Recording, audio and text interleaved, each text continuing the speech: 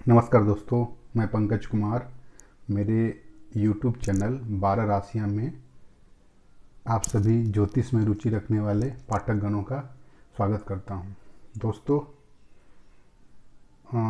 आज हमारा विषय है कारक और मारक का विचार, भावों के प्रकार और लग्न के हिसाब से शुभ और अशुभ ग्रह और उनके रत्न का चुनाव। दोस्तों, इस सब्जेक्ट में मेरा आज ये दूसरा वीडियो है। मैंने इसका पहले वीडियो पोस्ट कर दिया है, आप उसे अवश्य देखें। ठीक है, तो इसी चर्चा को आगे बढ़ाते हुए, ठीक है, मैंने पहले वीडियो में फर्स्ट हाउस के बारे में बतलाया था। आज मैं वही केंद्र के हाउस, जो दूसरे हाउस है, चौथा हाउस को केंद्र हाउस भी कहा गया है, तो आज मैं चौथे हाउस के बारे में बतलाऊंगा। दोस्तों,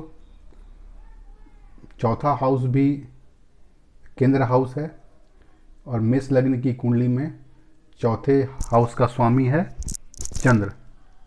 ठीक है, चंद्र सौम्य केंद्रेश है, इसलिए यह अपना शुभत्व खो देता है। ठीक है, लेकिन चंद्र को सबसे अधिक केंद्राधिपति दोष लगता है। सबसे अधिक दोष लगता है गुरु और शुक्र को, फिर बुध को, फिर चंद्र को। ठीक है, तो सौम्य केंद्रेश होने से अपना शुभत्व खो देता है, तो यह क्या हो जाएगा? पापी बन जाएगा। ठीक है, लेकिन चंद्र को सबसे कम केंद्राधिपति दोष लगता है। अब हम आते हैं विष लग्न की कुंडली में।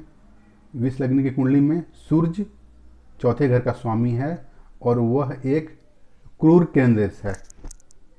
ठीक है, तो फिर क्या कहा गया है कि क्रूर ग्रह, केंद्र के स्वामी अगर क्रूर ग्रह हो तो अपना अशुभ फल खो देता है। ठीक है, परंतु वह शुभ नहीं बन जाता, बल्कि उसका शुभ अशुभ होना उसके दूसरी राशि पर डिपेंड करता है। तो यहाँ सूर्य क्या हुआ? क्रूर ग्रह होने से अपना अशुभ फल खो दे रहा है। ठीक है ना? लेकिन केंद्र का स्वामी होने से उसको केंद्राधिपति दोष लगेगा, लेकिन वह शुभ ही फल देगा, क्योंकि वह क्रूर केंद्राधिपति है। तो जो भी ग्रह क्रूर केंद्राधिपति होते हैं वह शुभ फलदायी हो जाते हैं। ठीक है, मिथुन लग्न की कुंडली में बुध चतुर्थ घर का स्वामी है और बुध लग्नेश भी है। इसकी कोई भी राशि तृतीयापति यानी तीसरे, छठे, 11वें या अष्टम भाव से नहीं पड़ रहा है, इसलिए मिथुन लग्न की कुंडली में सूर्य या बुध हमेशा ही शुभ ग्रह है, राजयोग कारक ग्रह है। अब एक कर्क लग्न की कुंडली में चौथे घर का स्वामी है शुक्र। शुक्र यहाँ पर क्या कर रहा है कि फिर हम लोग आते हैं अपने रूल पे कि केंद्र के स्वामी सौम्य ग्रह हों तो उसका अपना शुभत्व खो देते हैं, परंतु वह पापी नहीं बन जाते, बल्कि उसका शुभ या पाप प्रभाव इस बात पर निर्भर करता है कि उस ग्रह की दूसरी राशि कहाँ है। तो इसकी दूसरी राशि 11th हाउस में है, और 11th हाउस तीसरा, छठा और 11वां भाव को बोलते हैं तृतीयापति, और मैंने पहले ही कहा तृतीयापति शुभ फल नहीं देते हैं। तो शुक्र सौम्य केंद्रेश होने से वो अपना शुभत्व खो देते हैं। ठीक है, तो उनका शुभ या अशुभ होना उस बात पर डिपेंड करता है कि इनकी दूसरी राशि कहाँ पड़ रही है। दूसरी राशि पड़ रही है तृतीयापति में, तो ये अशुभ भाव है, इसलिए शुक्र भी यहाँ अशुभ हो गया, अपना शुभ फल नहीं दे पाएगा। अब आते हैं सिंह लग्न की कुंडली में। सिंह लग्न की कुंडली में मंगल चतुर्थ भाव का स्वामी है और यह एक क्रूर केंद्रेश है। तो क्या कहता है फॉर्मूला कि क्रूर ग्रह जो होते हैं केंद्रेश होते हैं अपना अशुभ फल खो देता है, यानी अब ये क्रूर केंद्रेश मंगल शुभ फल देने वाला हो जाएगा।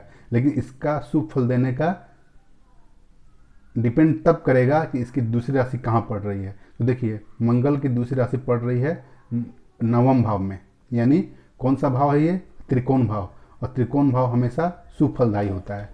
तो चूंकि मंगल की दूसरी राशि पड़ रही है त्रिकोण भाव में और ये शुभ भाव है, इसलिए मंगल भी शुभ भाव करेगा और यह क्रूर केंद्रेश होने से अपना पाप फल छोड़ देगा और शुभ फलदायी हो जाएगा। यानी यहाँ मंगल इस सिंह लग्न की कुंडली में राजयोगकारक ग्रह हो गया।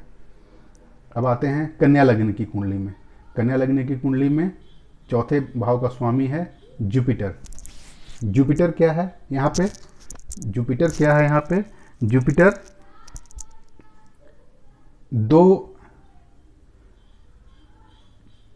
चौथे और सातवें घर का स्वामी है और सातवां भाव मारक भाव है। तो मारक भाव होने से और केंद्र के दो कह सकते हैं कि दो भावों का स्वामी हो जाना और उनका मारक एक, उसमें से एक ग्रह का एक भाव का मारक हो जाना, यह सिद्ध करता है कि यहाँ जुपिटर अपना शुभ फल खो देगा और यह जुपिटर यहाँ पापी हो जाएगा।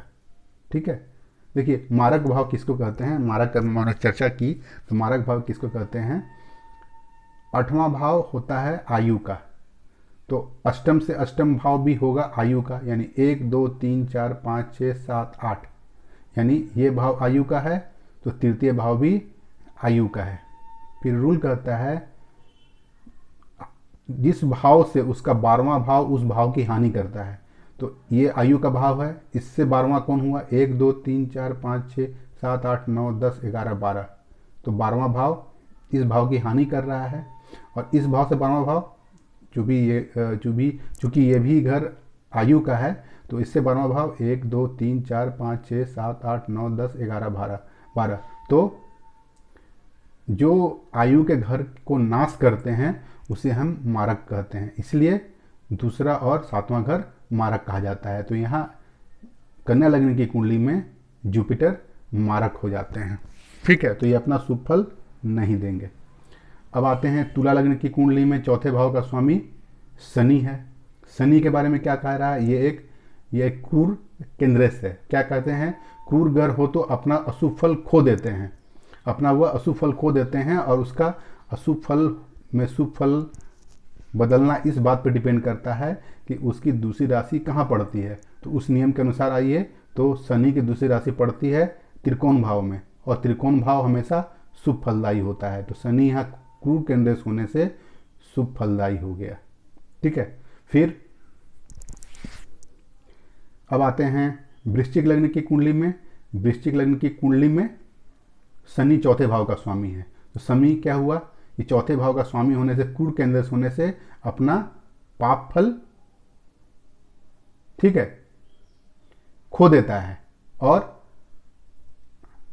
उसका ये डिपेंड करता है कि पापफल होना कि उसकी अगली राशि कहाँ है। तो उसकी अगली राशि पड़ रही है तीसरे घर में, यानी ये हाउस हो गया त्रिशायपति 3 6 11। तो यहाँ पर शनि अच्छा होते होते यहाँ खराब हो गया। ठीक है, यहाँ शनि शुभ होते होते मतलब पापी हो गया, है ना, समझ रहे होंगे। अब हैं धनु लग्न की कुंडली में। धनु लग्न की कुंडली में फिर जुपिटर यानी मीन राशि चौथे भाव का स्वामी जो हुआ सो सौम्य केंद्रेश है। ठीक है ना, सौम्य केंद्रेश है। तो सौम्य केंद्रेश होने से और इसकी दूसरी राशि कोई त्रिकोण भाव में नहीं पड़ रही है। ठीक है, और शनि जुपिटर लग्नेश भी है लेकिन उसकी उसका दूसरा स्वामी क्या है, चौथे भाव में है और 2 केंद्र भाव में शनि का जुपिटर की राशि है, इसलिए यहाँ धनु लग्न की कुंडली में जुपिटर पापी हो गया, वो अपना सुफल नहीं देगा। फिर है मकर लग्न की कुंडली में, मकर लग्न की कुंडली में मंगल यहाँ चौथे भाव का स्वामी है। इसकी दूसरी राशि पड़ रही है त्रिशायपति में, तो मंगल क्रूर केंद्रस्थ होने से क्या हो गया, शुभ फलदायी हो गया। लेकिन इसका शुभ फलदायी होना ही, यहाँ हमको खुश होने की जरूरत नहीं है, मुझे देखना है कि अगली राशि कहाँ पड़ रही है। अगली राशि देखिए त्रिशाय में पड़ रही है, तो यह फिर वापस त्रिशायपति तीसरा, छठा और 12वां हमेशा पाप फल देता है, इसलिए मंगल यहाँ पाप फल देने लगा। लेकिन इस कुंडली में देखिए यही मंगल क्रूर केंद्रस्थ होने से शुभ फलदायी हो गया, क्योंकि उसकी दूसरी राशि त्रिकोण भाव में पड़ रही थी। मकर हो गया।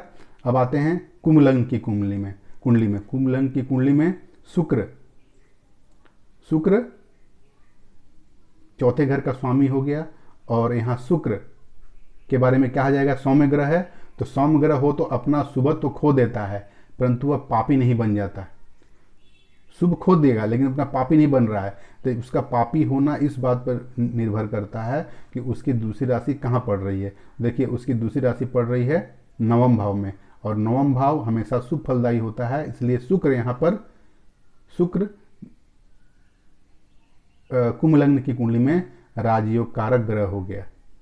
ठीक है। अब आते हैं धनु लग्न की कुंडली में, सॉरी मीन लग्न की कुंडली में। मीन लग्न की कुंडली में बुध जो है चौथे भाव का स्वामी है। ठीक है। और बुध जो है वह सातवें भाव का स्वामी है। तो बुध यहाँ पे एक मारक हाउस को ऑन कर लिया, दूसरा चौथे भाव का ऑन कर लिया। तो मारक हाउस को ऑन करने से बुध यहाँ पर मारक हाउस ऑन करने से पापी हो गया। ठीक है। तो बस दोस्तों इसी तरह मैं अभी 12 लगने के बारे में, 12 हाउस के बारे में समझाता जाऊंगा। अभी मैं केंद्र हाउस का हाउस नंबर 4 डिस्कस कर रहा हूँ, फिर 7वां करूँगा, फिर 10वां करूँगा। इसी तरह केंद्र होगा, त्रिकोण होगा, त्रिशायपति होगा, दूसरा होगा 12 होगा, अष्टम होगा, लग्न होगा। ऐसे करके हो दोस्तों ये मैं वीडियो 3-4 पार्ट में ख़त्म कर दूंगा। आशा है दोस्तों मेरा ये वीडियो आपको पसंद आया है। पसंद आया तो लाइक कीजिए, शेयर कीजिए, कमेंट कीजिए और बेल आइकन पर ज़रूर दबाएं ताकि मेरा अगला वीडियो आप तक पहुंच पाए। धन्यवाद दोस्तों।